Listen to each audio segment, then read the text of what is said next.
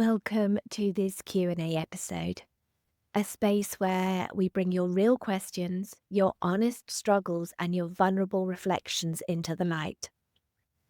Every single question asked here has come directly from someone inside the eating disorder recovery circle.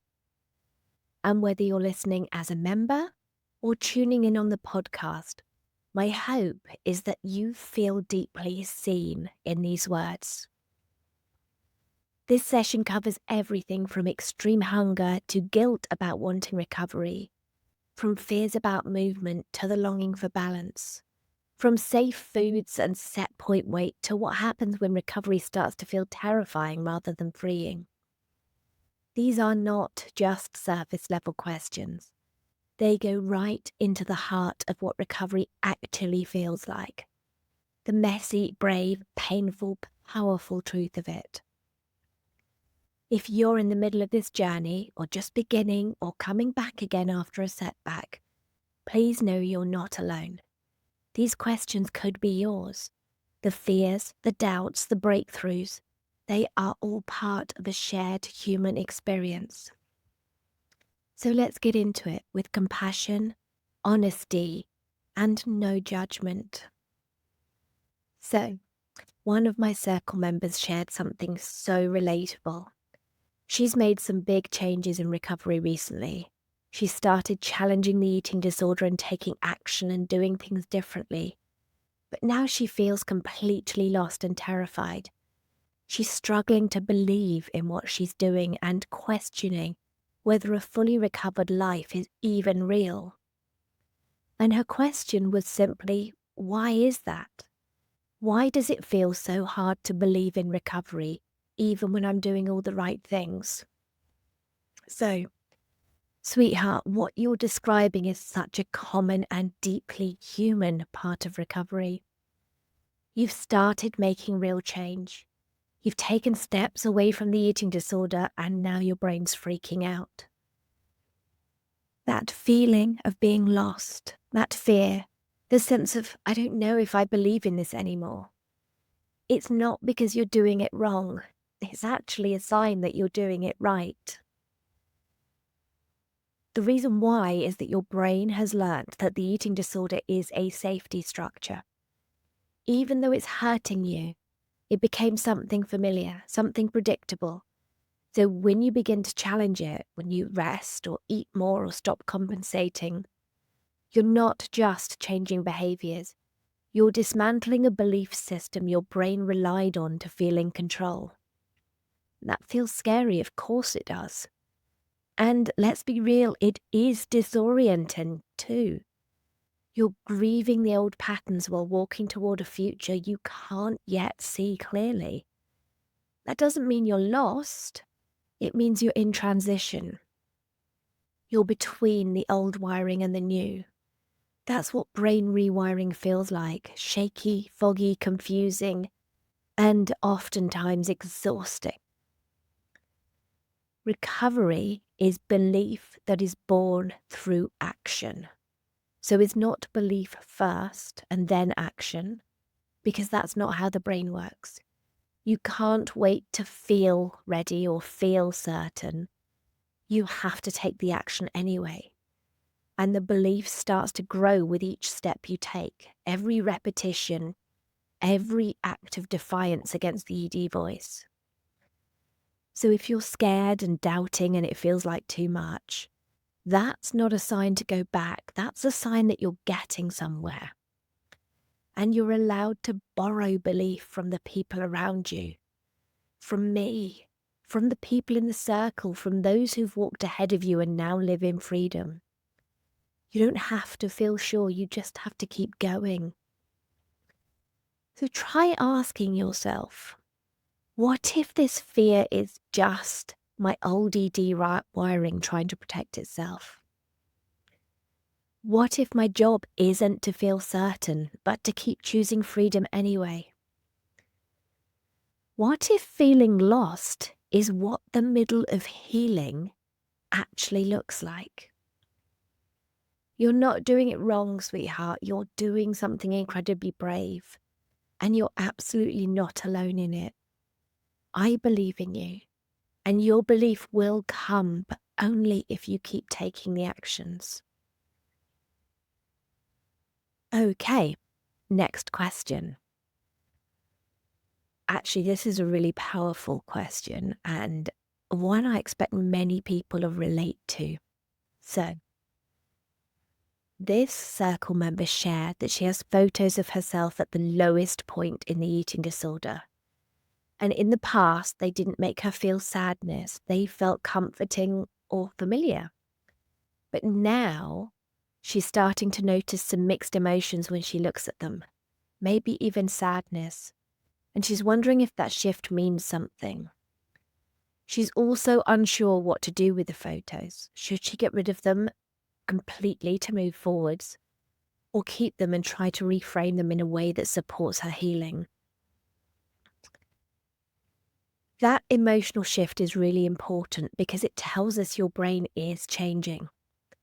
When you were deeply in the eating disorder, those photos were seen through its distorted lens, thinness as an achievement, control as power.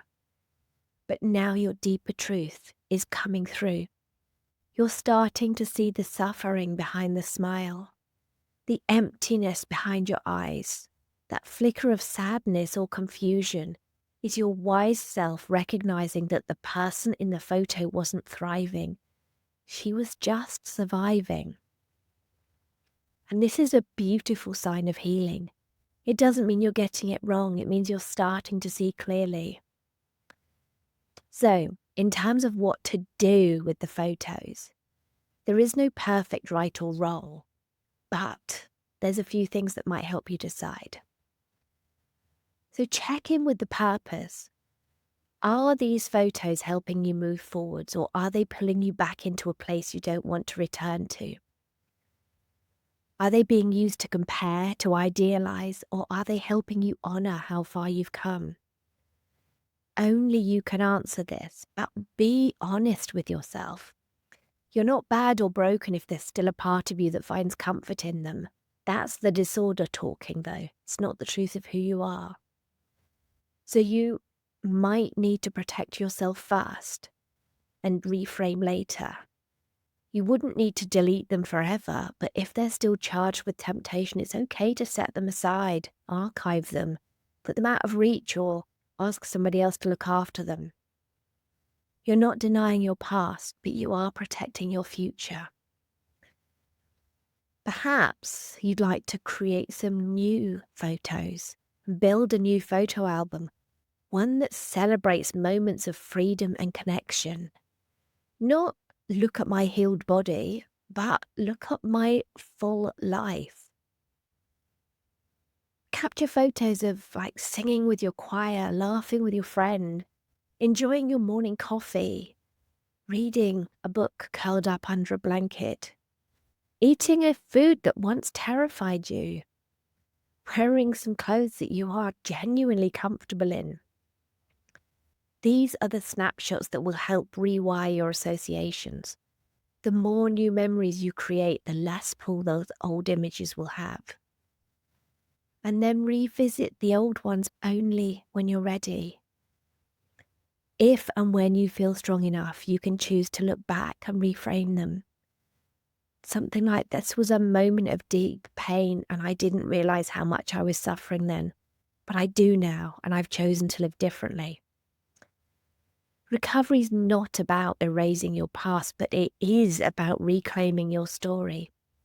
And sweetheart, you're doing that one step at a time. So, a little journaling prompt that might help is, when I look at photos from that time, what emotions come up? What stories am I telling myself about the person I see? And what truth do I know now that I didn't know then? And then as a bonus reflection, perhaps, what kind of photos would I love to fill my future with? What do freedom, joy, and peace look like to me? Keep going, sweetheart. You are not going backwards, but you are getting clearer on what you're leaving behind. Okay, time for the next question. Oh, this is a good one. You asked whether it's truly possible to recover from an eating disorder while living a very full life with kids, a nearly full-time job, studying, running a home, dogs, and all the chaos that comes with all that.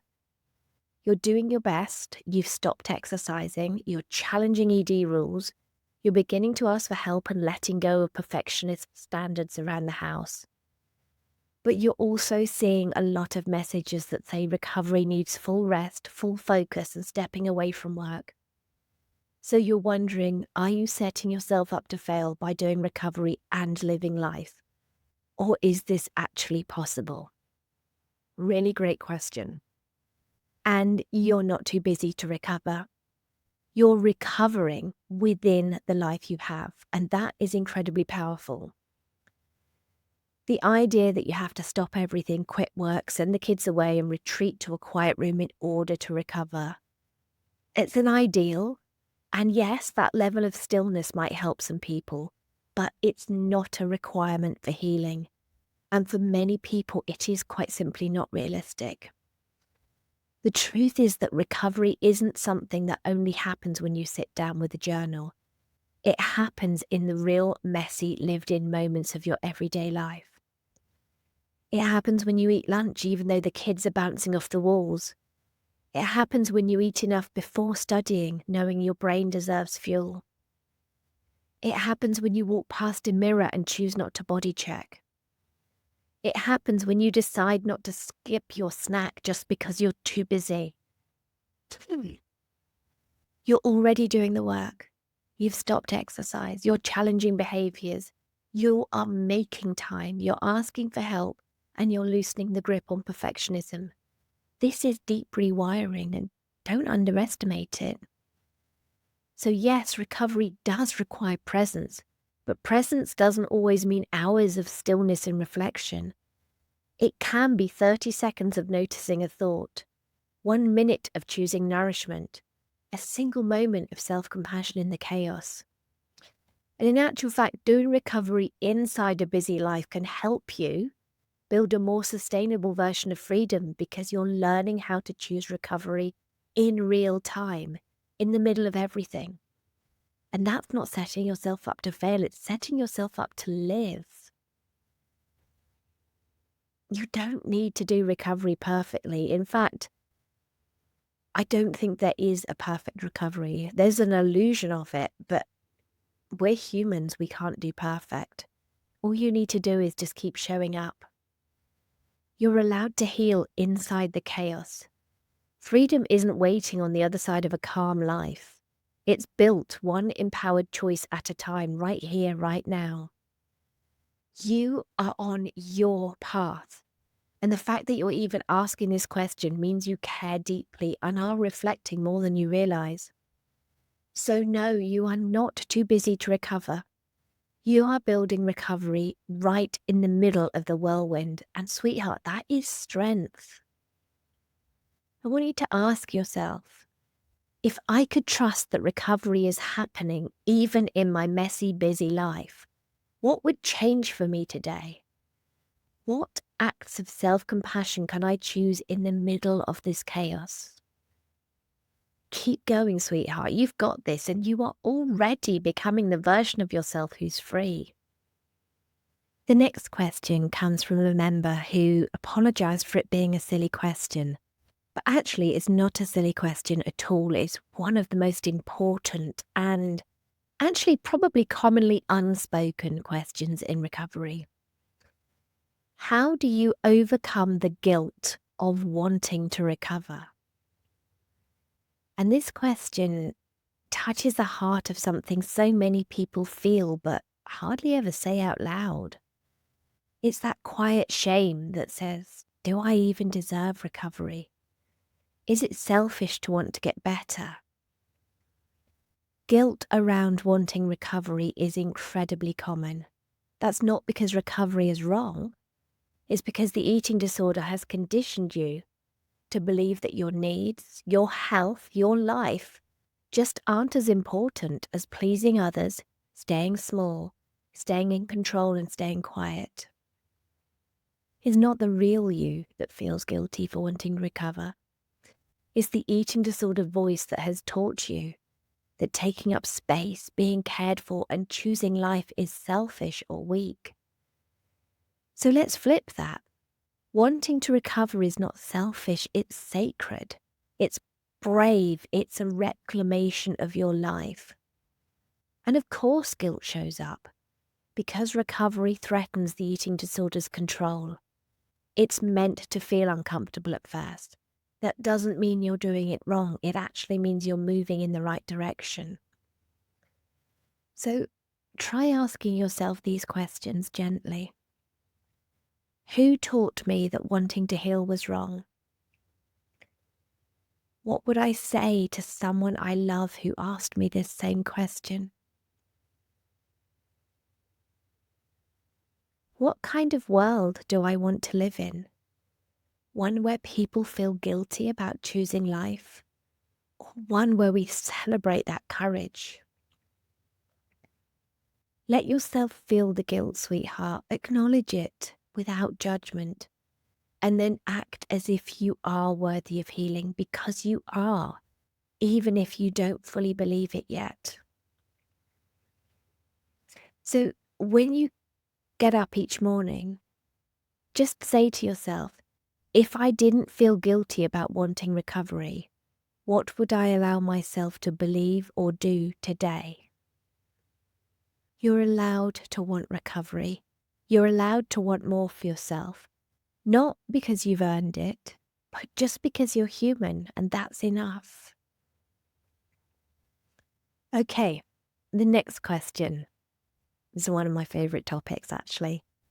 Says, Julia, I'd love to know your thoughts on how to stay deeply committed to the all-in approach. So, there are a lot of beliefs out there about what all-in recovery should look like. For some, it means eating everything, resting completely, stopping all movement, and making recovery the full-time job. And let's be clear, that approach can be incredibly powerful and healing. And for some people, it's absolutely the right choice. But for others, it's simply not realistic. Maybe you're working, maybe you have kids, or maybe your nervous system is already hanging on by a thread. And going all in that way can feel overwhelming, not healing. So I want to offer a different perspective that actually can make all in feel a lot more manageable. All in doesn't have to mean doing everything all at once. It means choosing recovery fully in the way that is most supportive for you. All in is a mindset, not a meal plan. At its heart, I believe all in is about this. Am I showing up for recovery as fully as I can today? Am I making decisions from my values, not my fear? Am I willing to be honest with myself, even when it's hard? It's about committing to this path over and over again, not perfectly, but consistently. Because the mindset matters. If we treat all in as a fixed protocol, it becomes another set of rules, another thing we're scared to get wrong. And that's not freedom, that's pressure. And for a lot of people, that can lead to shutting down altogether or being unable to keep going with all in. But when you treat all in as a mindset, everything changes. It means eating even when the eating disorder says you've had enough. Resting when your body's tired, even if you feel guilty. Allowing the messy feelings without needing to earn your way out of them. Continuing even if you've had a wobbly day. It means living in alignment with your recovery intentions, even if it doesn't look like what someone else is doing. So, some things you can do that can really help support the all-in mindset is to reconnect with your why. So, sweetheart, if you haven't already, go and do the Finding Your Why course inside the circle. It will help you anchor into your reason for recovery, and that's bigger than the fear. Keep that why somewhere visible and read it every day. Let it fuel your choices. Also, celebrate your wins every day. Write them down, even the little tiny ones, because your brain is wired at the moment to focus on threat, and it needs repetition and celebration to learn what is safe. By writing down your wins, you're teaching your brain, this is who I am now. And our brains also love praise. Let yourself off the hook for perfection. Going all in doesn't mean you never hesitate, never struggle, never feel doubt, never get it wrong. It means you choose to come back to your recovery intentions again and again. You can make mistakes and still be all in. Hold yourself gently but firmly accountable. If you're making choices that serve the eating disorder, get curious, not cruel. Ask yourself, what was I needing in that moment? How can I meet that need in a way that aligns with recovery? What would it look like to respond to myself with compassion and accountability? Where are you already showing up with an all-in mindset, even if it doesn't look perfect? And what's one area you can move into more fully this week? The recovery journey doesn't require you to be perfect. It requires you to be honest. And you don't have to do it all, but you just need to keep going. And that's what creates the change. Not pressure or performance, but presence and courage and choosing freedom over fear again and again. You've got this. Okay. The next question I didn't even write down properly. I've just got a summary. So you're asking whether perfectionism and anxiety around things like cleanliness, order, dog mess, returning anything with a tiny flaw and wanting everything just right is normal. You wonder if this is connected to the eating disorder or if it means something is wrong with you because you feel overwhelmed and like a total freak. Okay, firstly, sweetheart, you're absolutely not a freak, not even slightly. What you're describing is something that I hear a lot, and I did, and it's incredibly common in people with eating disorders. In fact, what you think is weird or just you is actually a very understandable survival strategy that your brain developed probably long before the eating disorder ever even entered the picture. Because eating disorders almost never exist on their own. They sit on a foundation of perfectionism, anxiety, hypervigilance, emotional suppression, needed control as a way to feel safe, and a nervous system that has been operating on high alert for years, sometimes even decades.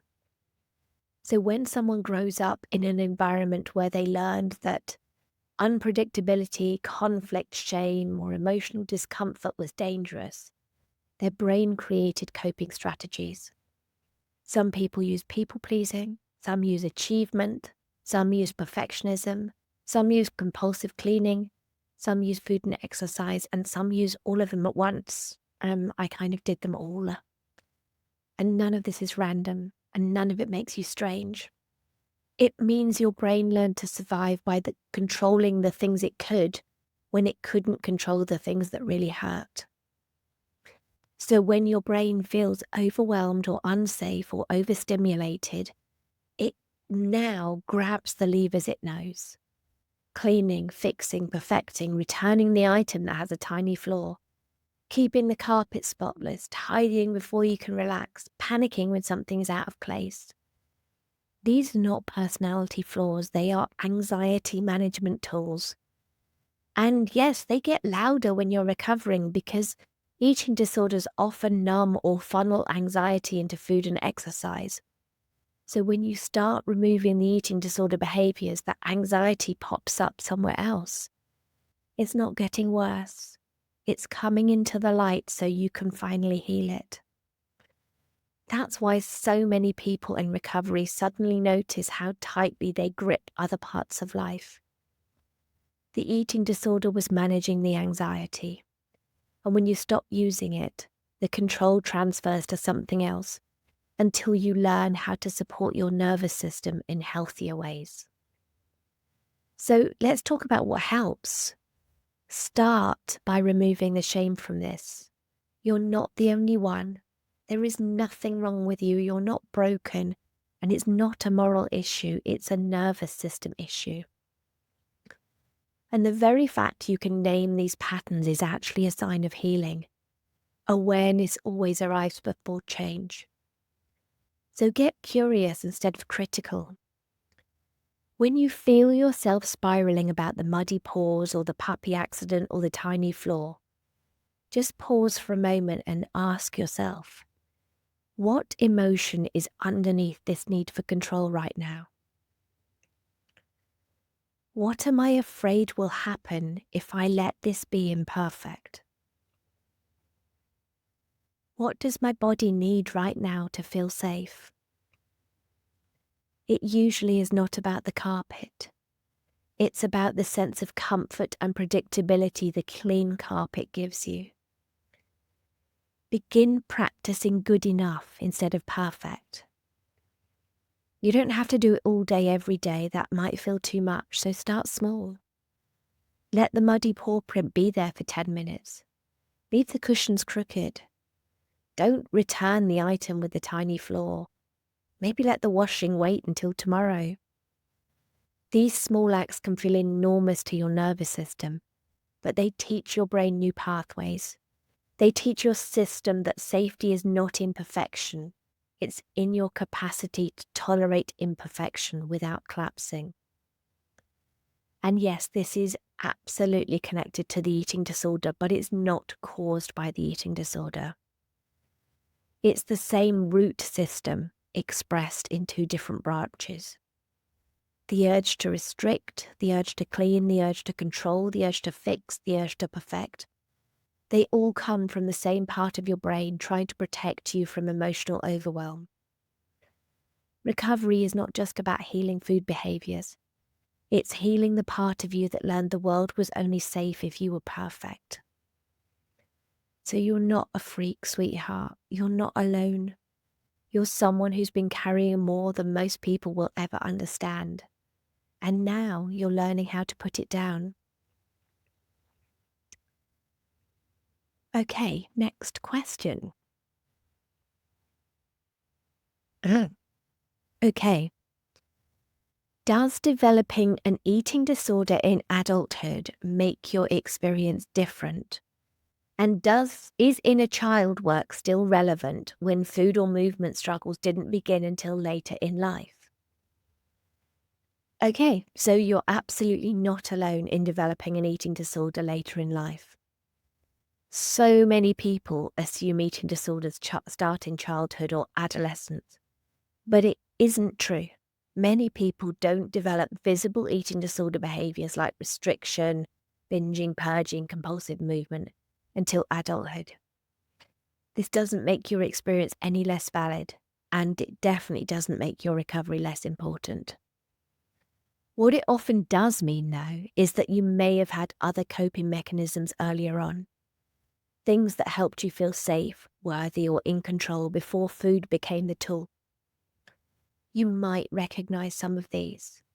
Perhaps you were the good girl who never caused trouble. Or did you work really hard in school to achieve and be praised? Did you focus on pleasing others or trying to keep everyone happy? Were you ultra responsible and self-reliant? Did you take care of others instead of expressing your own needs? These aren't random, they're adaptive behaviors. They gave you a sense of identity and value in the world where your deeper emotional needs may not have been fully seen or met.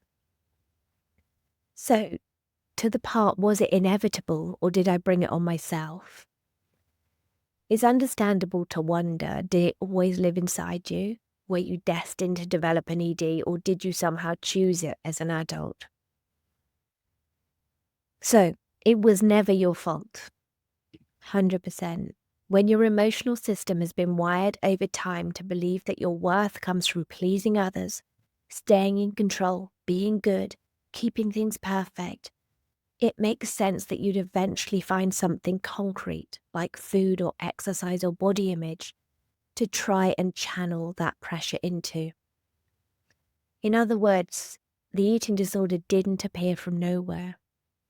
It emerged when your existing coping strategies couldn't hold everything anymore. That's not failure, that's your body and mind trying to survive the only way they knew how.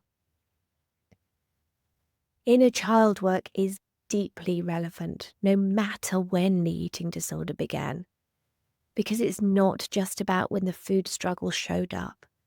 It's about when you started forming beliefs like, when I achieve, I'm lovable. When I make others happy, I'm safe. If I don't have control, I'll fall apart. My emotions are too much. Being good means having no needs. If you grew up being praised for your results, your manners, your achievements, but rarely seen for your feelings or inner world, it makes sense that a part of you learned that being successful, helpful, or quiet was the path to being worthy. That's the part we begin to reparent in recovery. The part that never got to just be messy, emotional, uncertain, and still feel loved. So what messages did you receive growing up about what made you good? What ways did you earn love or approval? Was it through achievement, responsibility? What feelings or needs did you learn to push down in order to keep others happy? And what did your younger self really need that she didn't feel able or allowed to ask for? You don't need a childhood food struggle for your pain and your healing to be real. You can honor the clever coping strategies that you used to survive and now start building new ones that truly support you, your whole self, your emotions, your worth, and without condition. That's what real recovery is about. Right, I've got lots of questions today. Next one.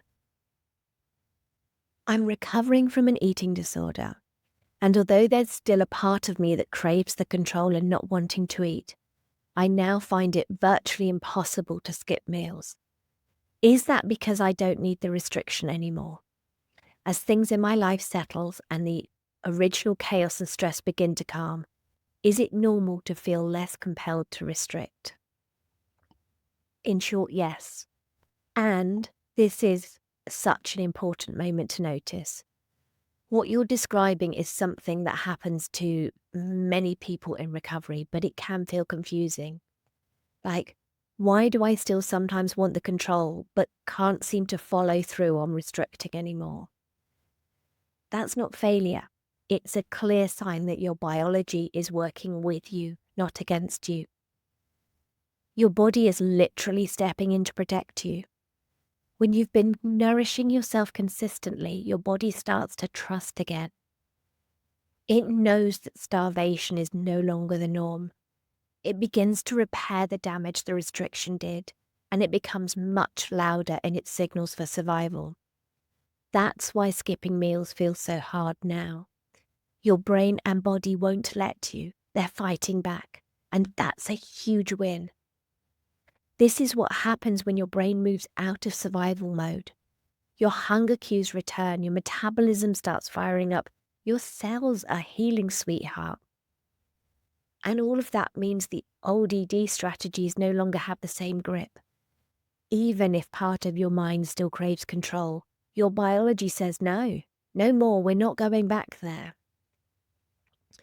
But let's look at why the urge to control still lingers. It makes sense that a part of you still wants that old safety net. If restriction helped you feel safe, in control, or worthy, of course that part won't vanish overnight. especially if your identity was wrapped up in being disciplined, small, in control, or good. But now you have new tools, new awareness, and a growing capacity to feel and process, so you don't need that old crutch in the same way. It's not that the eating disorder voice disappears instantly. It's that your capacity to choose differently gets stronger. And now your body's on your side. You're not failing, you're healing. It's easy to think, why can't I restrict anymore? What's wrong with you? But actually, what's right with you?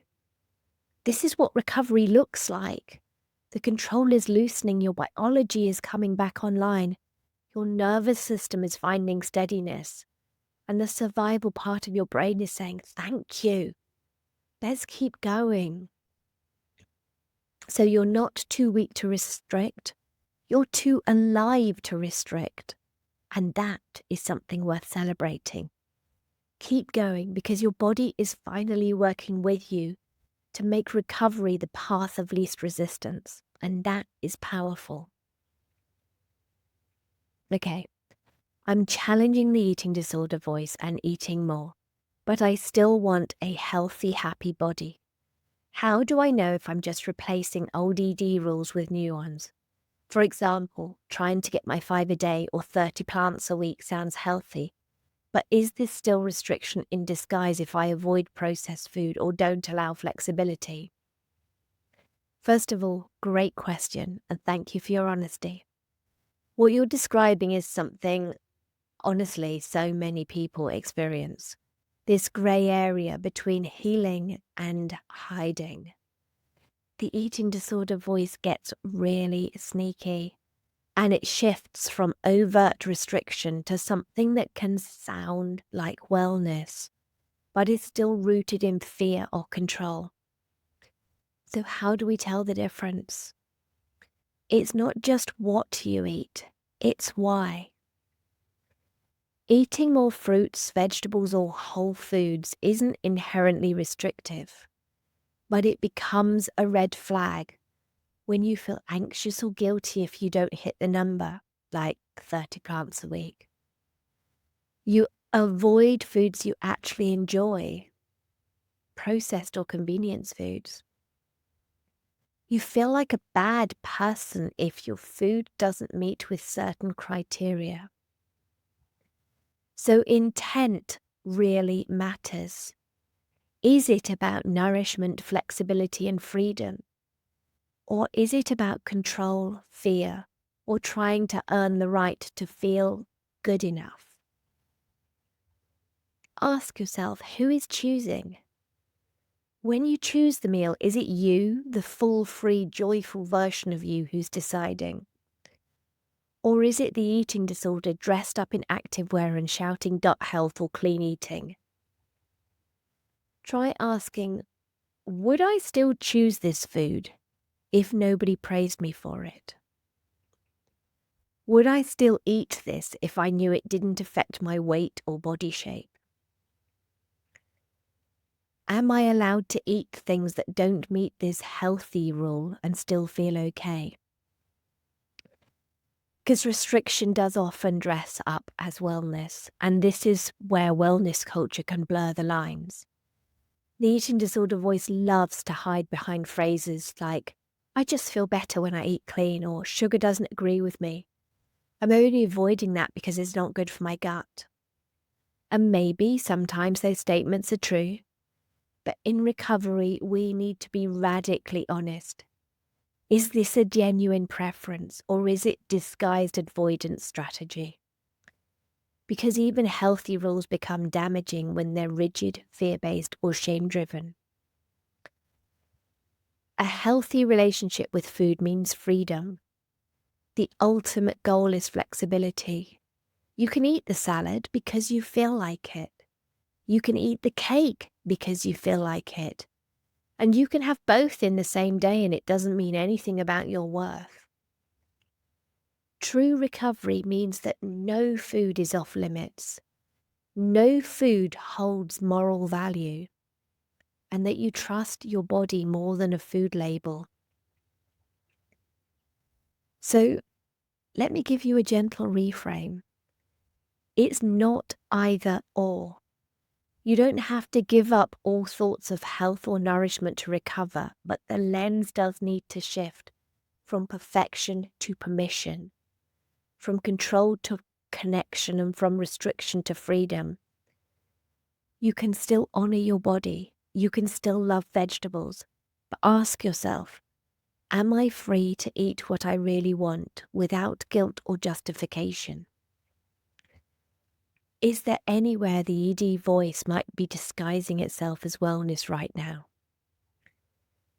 If I had 0 food rules, what would I eat today and how would that feel?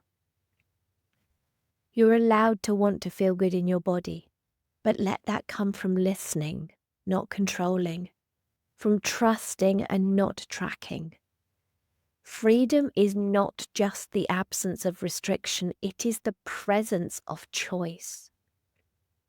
The more you practice choosing based on trust, joy, and satisfaction, the more your healthy, happy body will find you on your terms. Okay, next question. My relationship with food is causing me huge distress. I think about food all day. I eat my meals and snacks and still think constantly about the next one. My weight is healthy and stable.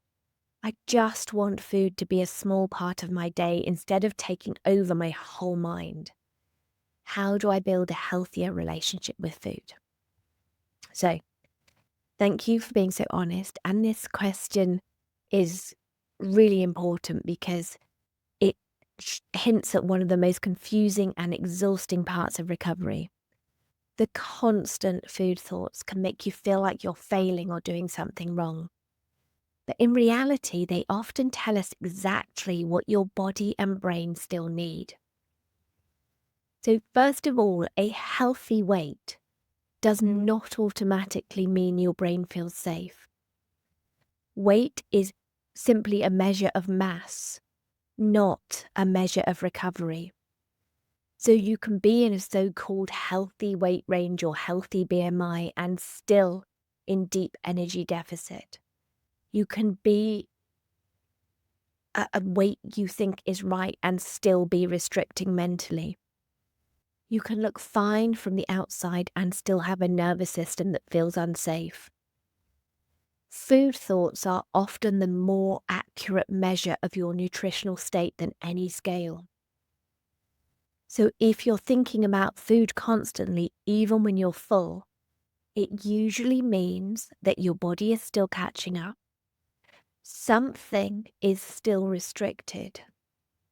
Your brain has not fully registered abundance yet, and more energy is needed for repair and rewiring. A calm relationship with food doesn't happen because a scale says a certain number. It happens once your body trusts you consistently. Are you managing your intake without realizing it? This part is so important and it's worth getting curious about. You might be eating regularly, but still holding some kind of subtle grip or control on your intake. Many people do this without noticing. Ask yourself, are there still foods I avoid? Are portions controlled rather than chosen? Do I swap in so-called healthier options automatically? Do I choose meals based on safety rather than desire? Do I ever delay eating, even a little bit? Do I feel guilty or relieved depending on how much I ate? If the answer to any of those is yes, your brain will still think, we're not safe. We need to keep thinking about food. Food thoughts mean your biology is doing its job. Your body has enormous energy needs right now. You're not just fueling a body that moves through a normal day. You are also fueling organ repair, digestion and absorption repair, hormonal repair, muscle and tissue repair, metabolic healing, nervous system regulation, immune recovery, And a huge one is your brain. Your brain uses an enormous amount of energy to rewire patterns, form new beliefs, reduce compulsion, release fear responses, and learn safety again. This is why recovery hunger often feels endless. It's not a lack of discipline, it's biology doing exactly what biology is meant to do. A brain that's rewiring needs constant energy, far more than a brain on autopilot. So if you're thinking about food all the time, your body is saying, I need more. Please listen. It's not that you're doing recovery wrong, it's recovery doing exactly what it needs to.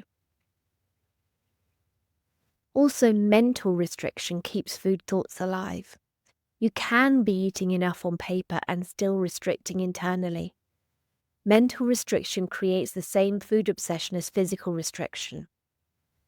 If a part of you is still judging what you eat, choosing only what feels safe, avoiding foods you actually want, feeling proud for eating less, planning to compensate, fearing weight gain, categorizing foods as good or bad, your brain then senses scarcity and will keep food front and center. Food preoccupation is not solved through control, it's solved through permission. Unconditional permission to eat all foods, all amounts, without justification. This is how your brain learns you're no longer in danger. Could also partly be that your inner child is trying to feel safe. When food feels big and urgent, it's often your younger self asking for reassurance. The part of you that was taught to fear, hunger, pleasure, fullness, wanting things, taking up space, being too much. She's terrified of losing safety and she's using food thoughts to keep you close to what she knows. Instead of fighting her, soothe her. When the food thoughts come, tell her you're safe now. There's plenty. You don't need to worry or plan. I'm here. And this actually helps more than people expect because it speaks directly to the part of the brain holding the fear. You also probably need more food than you think. And please really hear this one.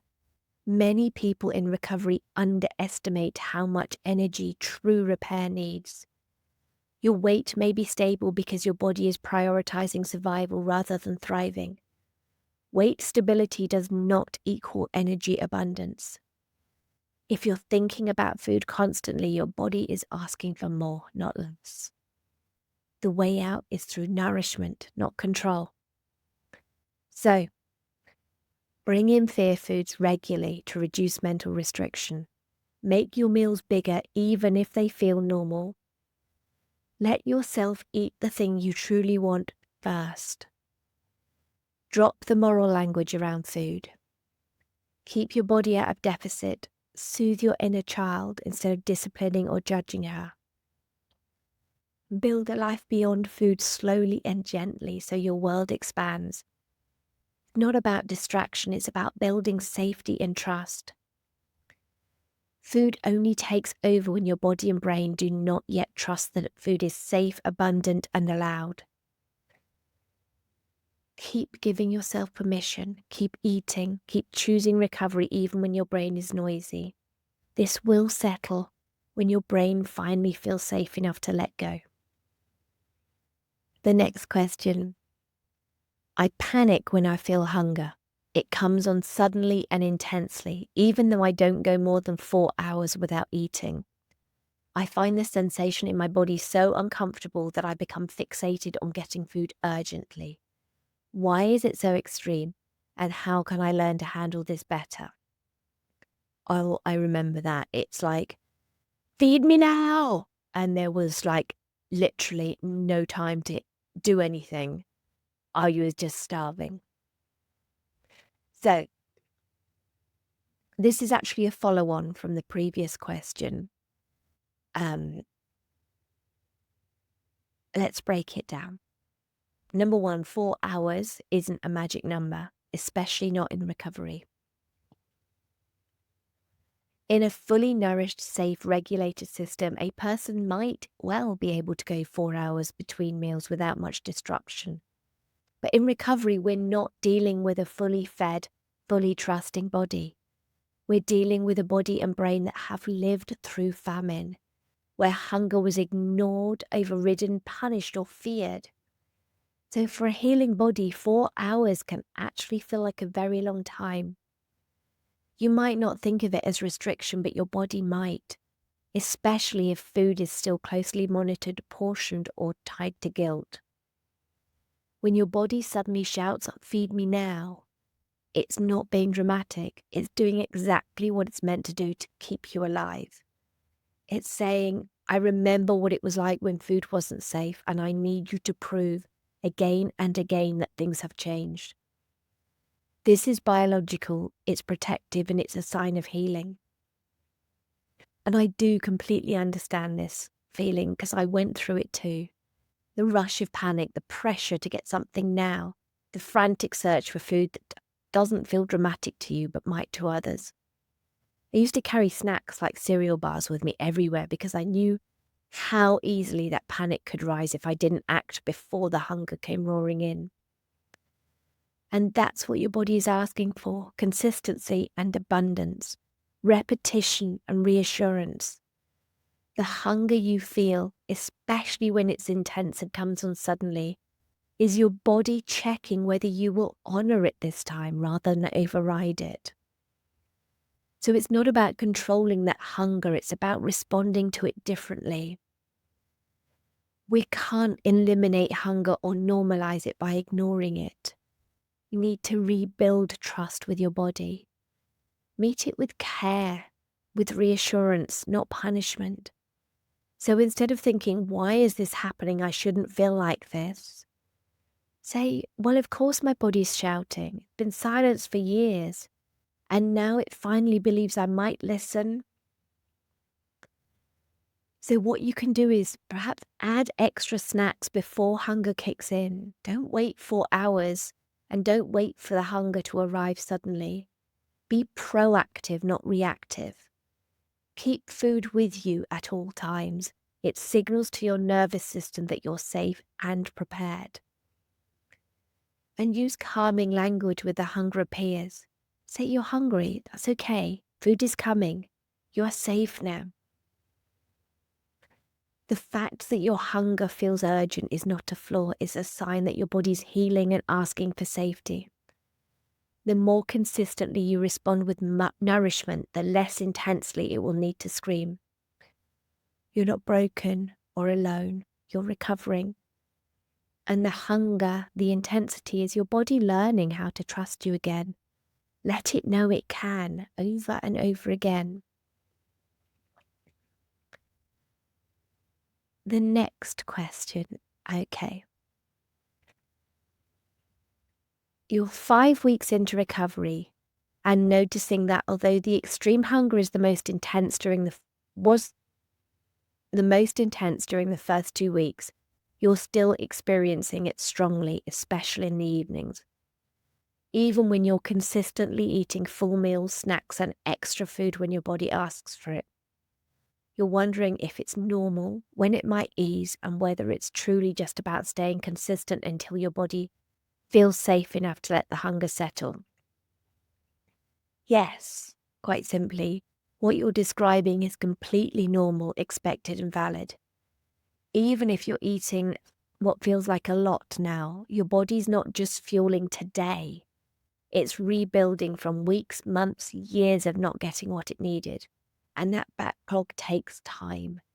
Your body's asking for what she needs in the only language she has, which is hunger. You might be eating more than you used to, but possibly still not enough. Recovery needs are often higher than people imagine. Your body's healing demands can be double or triple what you think is a lot. And your body's checking with you. It's still wondering, will you listen this time? So the more often you say yes, the more trust you build. But that doesn't happen overnight. And evening hunger is incredibly common.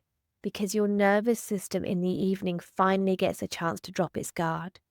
You're no longer busy, and that's when the body feels it's safe to ask for what she needs. And so she asks.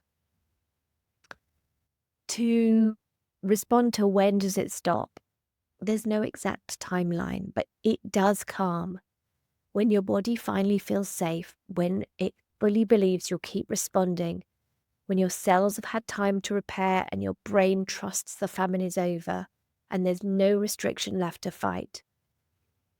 Then it's calm. But you might always get extra hungry some days, and that's just part of being a human with a working metabolism. So right now you're in the wave, and the best thing you can do is keep riding it, keep feeling it, keep feeding it, keep trusting. You're not failing, you're succeeding. Every time you respond to that hunger, especially the late night kind, you're proving to your body that she's safe. And with safety comes peace. And just to remind you, brain rewiring, your brain is working overtime right now. Rewiring neural pathways burns a huge amount of energy. So just because your weight may be restored, it doesn't mean internal healing is complete. So the need for food remains high while the healing continues. I'd love you to ask yourself, if this hunger had a voice, what would it be trying to tell me today? And how can I respond with love instead of fear? Okay, this next question is about skin sensitivity and itchiness, especially around areas where the body is growing and weight is returning. Even clothing like socks feels uncomfortable. And also increased hair loss, more now than during the depths of the eating disorder, plus greasy roots and dry ends. Are these part of recovery, and what can you do to support your body while it's happening? Great questions. So let's talk about the skin sensitivity first. Yes, it's incredibly common during weight restoration. It happened to me too. Your skin is stretching to accommodate your growing, healing body. After long periods of undernourishment, skin becomes thinner and more fragile. And as it starts to rehydrate and expand again, it can feel itchy, sore, tight, and even painful in places. Think of it like a balloon stretching after being deflated for a long time. It takes time for elasticity and comfort to return. Rehydration of tissues can cause temporary water retention, edema, especially in the lower body, although I literally had it everywhere. Your nervous system is resetting, and that comes with heightened sensitivity. Blood flow and hormonal changes during recovery affect skin texture and sensation. So be really gentle with yourself. Try using fragrance-free thick moisturizers. Use loose, soft clothing and avoid tight elastics around the waist or calves. I couldn't wear anything around my waist. I had to wear like dresses or dungarees and things. And I even got those soft top socks that didn't have like the tight elastic because socks really hurt. In fact, I think I went a lot with bare feet as well. Cool compresses and lukewarm baths with things like Epsom salts can sometimes help a little bit. But keep resting, keep eating, keep drinking, and this feeds your skin from the inside too. And the hair loss, this has got an official term that I don't know if I'm going to say correctly. It's called telogen effluvium. I don't know if that's right, telogen effluvium. And it's a common and temporary type of hair loss, which is triggered by stress, including physical trauma, like starvation and refeeding. So when your body is in survival mode, it shuts down non-essential functions, and that includes hair growth. And then when recovery begins, your system gets the green light to reawaken. But the hairs that were paused all shift into the shedding phase at once. So it looks worse before it gets better, but is actually a sign that your body's healing and moving into the repair mode.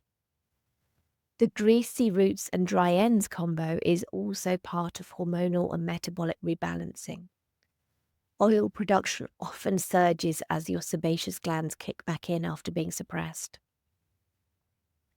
So just be really gentle. Keep brushing gently to stimulate your scalp and to help take out the hairs that are being shed.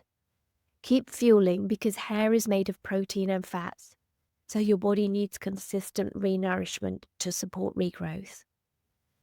And the other thing is trust and time, really. Both these things, itchy skin and hair loss, are not signs of anything wrong. They're evidence of your body coming back online. It's waking up, repairing, rebalancing, regrowing, rehydrating, and reclaiming its space in the world. When these physical symptoms show up, it's really easy to fall into the worry or think something must be wrong. But what if you could reframe it?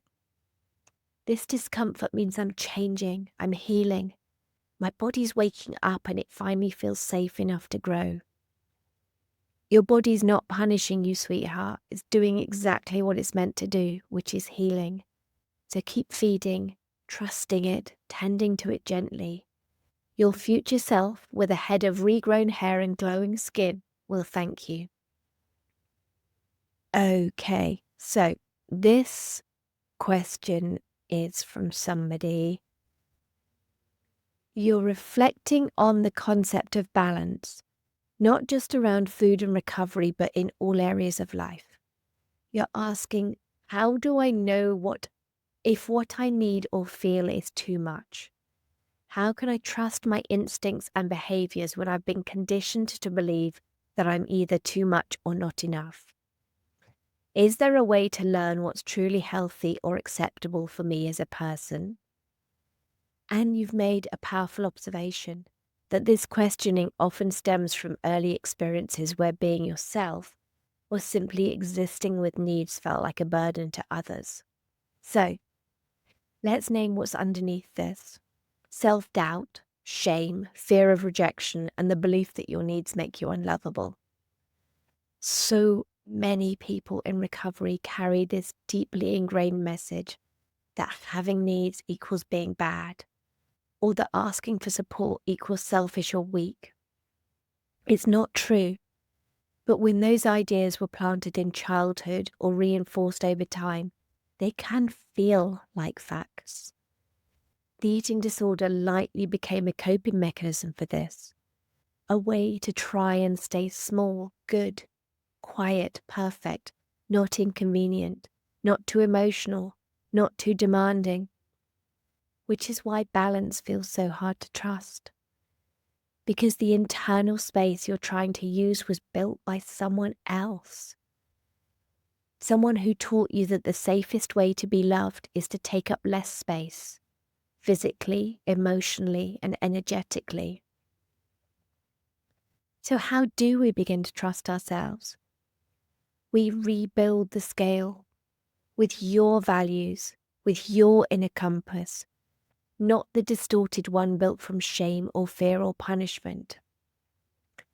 So first of all, identify whose voice you're hearing.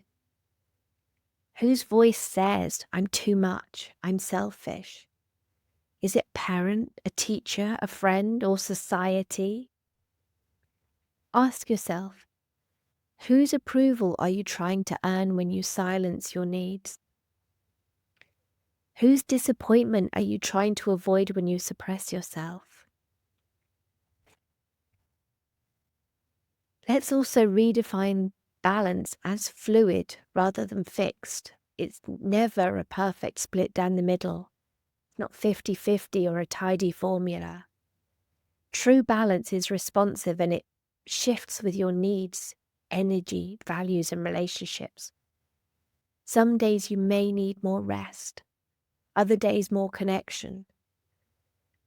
Some weeks your hunger for support or food or solitude may increase. That doesn't make you too much or not enough. It makes you human. Your needs are allowed to change, and it doesn't make you wrong. So practice asking yourself what you need before you ask what others need from you. This is uncomfortable to begin with, especially for people pleasers.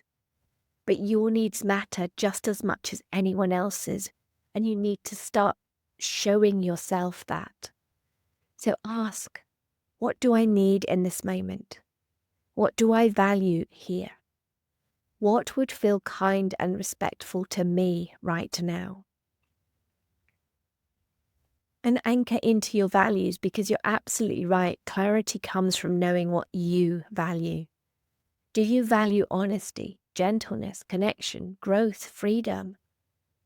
Let those guide your choices, not the old fear-based rules of the eating disorder. What qualities do you admire in others? What kind of person do you want to be, regardless of who's watching? And talk about it with others. Put it in the circle. This kind of questioning is not weird or too much. It's actually courageous, and is how we untangle ourselves from a lifetime of programming. So know that you're not alone in wondering these things. These questions actually are some that have come up in the inner child workshop as well, in the circle, because so many of us were taught that who we were wasn't acceptable. And finally, just know that you are not a burden. Your existence is not a problem to solve. What if the most radical act of balance isn't about eating the right number of veggies, or being the perfect level of open, or asking for just the right amount of help, but simply trusting that your presence in this world is already enough? That your desires, your rest, your joy, your love, your imperfections, your voice, all of it belongs. So, sweetheart, thank you for this question. Thank you for letting yourself ask it out loud, because this is exactly what healing looks like. It's not having all the answers, but daring to ask the better questions. So you're allowed to need reassurance or space or help, food, rest or kindness. You've simply been taught that those things made you too much, and it's not true. You are learning that you belong to yourself again. And that's more than acceptable. It's beautiful. So that brings us to the end of this Q&A session. I hope that somewhere in these responses you found a glimmer of clarity, a softening of shame, or simply the reassurance that you're not walking this path alone. Recovery is not a checklist. It's a returning again and again to your truth, your body, your freedom. The questions we've heard today are proof of the courage it takes to look inwards and choose a different way. So if you're a member of the circle, thank you for these questions and for showing up with such honesty. You make this space the incredible place that it is. And if you're listening on the podcast and something resonated, know that this kind of support, these kind of conversations happen every day inside the Eating Disorder Recovery Circle. There's a full library of resources waiting for you. Monthly workshops on everything from body image to identity, a powerful tool called the Feelings Navigator to help you actually feel and process emotions, daily chat support, group coaching calls, obviously these Q&A sessions, and a community that truly gets it. And you are so welcome to join us, because you don't have to figure this out on your own. So until next time, keep going with love and freedom.